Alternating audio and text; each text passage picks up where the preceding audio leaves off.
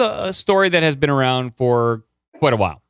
This is a story about a person called the Count of St.Germain. A fairly interesting character. There's a lot of claims about this person. First of which is that this person was a time-traveling vampire? This is a time-traveling vampire story. That's correct, Joe. So the first claim about the Count of St.Germain is that he was the son of the Prince of Transylvania.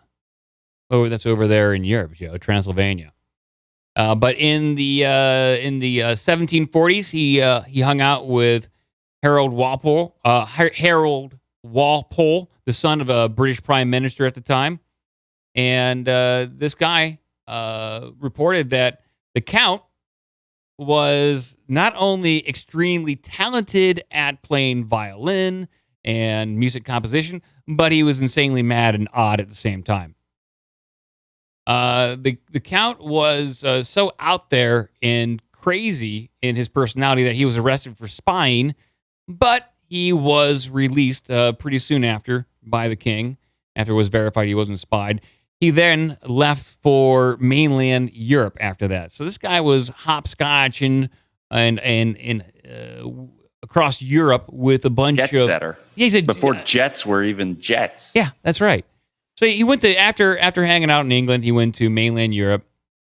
And years later, he was found in Paris, hanging out with Louis XV, and was said to have gone on a lot of different secret missions for Louis XV.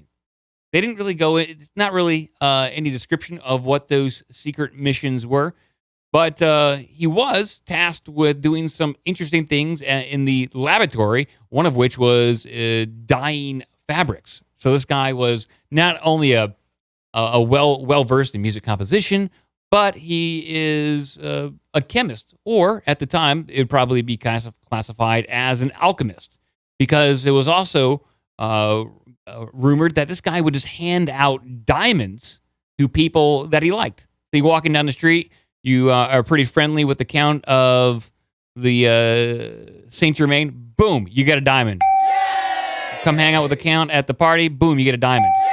And it was alleged that this guy was just creating diamonds through his alchemy and just turning regular rocks into diamonds.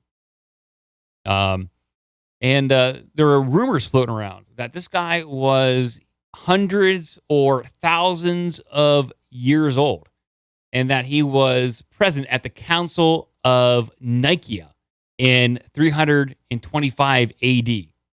Now, if you don't know what the Council of Nicaea is, it was the council that was convened and assembled all the Christendom and resulted in a uniform Christian doctrine called the Nicene Creed. So there's rumors that this guy was there in 325 AD at the council, and then next thing you know, he's appearing in the 1400s, hanging out with kings and queens.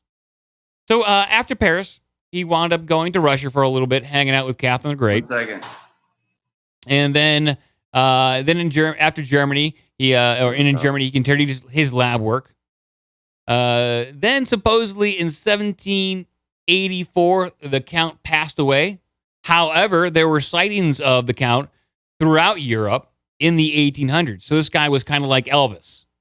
You know, he's dead in the late 1700s. Next thing you know, there's sightings of him everywhere. I don't know. Gretchen, do you know if there's still sightings of Elvis? I don't think that there are. I think that the sightings of Elvis craze kind of died down. Elvis works the produce counter at my local grocery store. Ah, cool. Well, I'm glad he finally found work. He doesn't have the same hair. He doesn't look the same. He doesn't dress in the rhinestones and the jumpsuits. Doesn't look like him at all.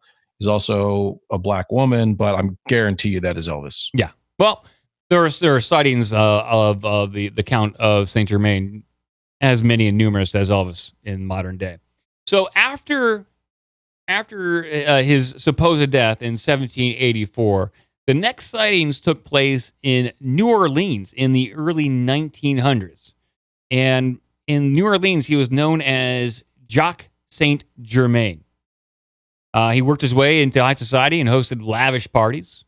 He'd speak of historical events in great detail at these parties. Like he would just recount recount all these amazing details of places and events that he attended throughout the entire history of modern day. I guess ranging from the year 300 up until the 1900s. At these parties that he threw, he would never eat or drink, even though he was offered bottles of wine or food, possibly even crumpets. He denied them all. At one of these parties, though, the cops were called because a woman fell from his balcony. It was determined later, though, that the woman jumped in terror.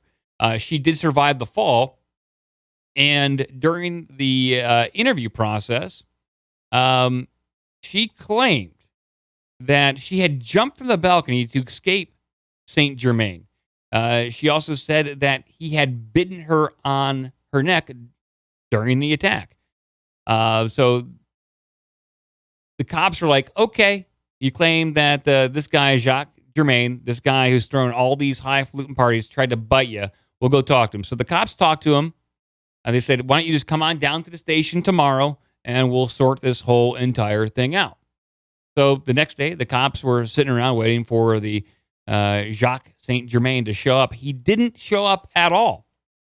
So the cops took it upon themselves to go back to the Count's house.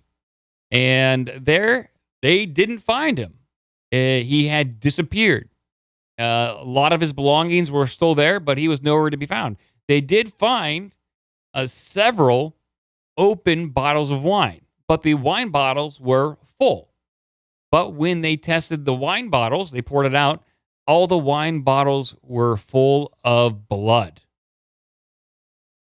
leading some people to conclude that this guy, the Count of St.Germain, is either a time-traveling vampire, just a long-living vampire, or this person is from a long line of just amazing storytellers, and they just keep passing this story on from one generation to the next to kind of perpetuate this kind of myth.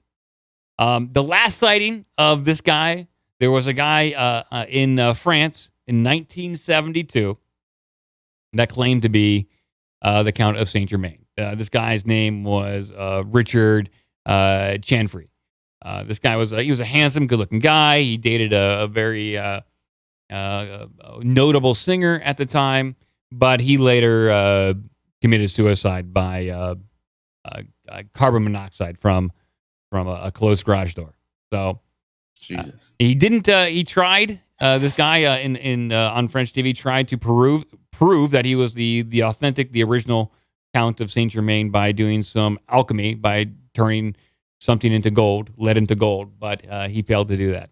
So it didn't work. He died from carbon monoxide poisoning in his garage. I don't know what's the bad kind of gas that that comes out of the exhaust. Carbon monoxide. Yeah, Was he not familiar with the rope you can pull down to open garage doors? I don't think he. That was before the rope, Cretchard. That was pre-rope. We'll send someone over there from the racing team to put a rope on that door.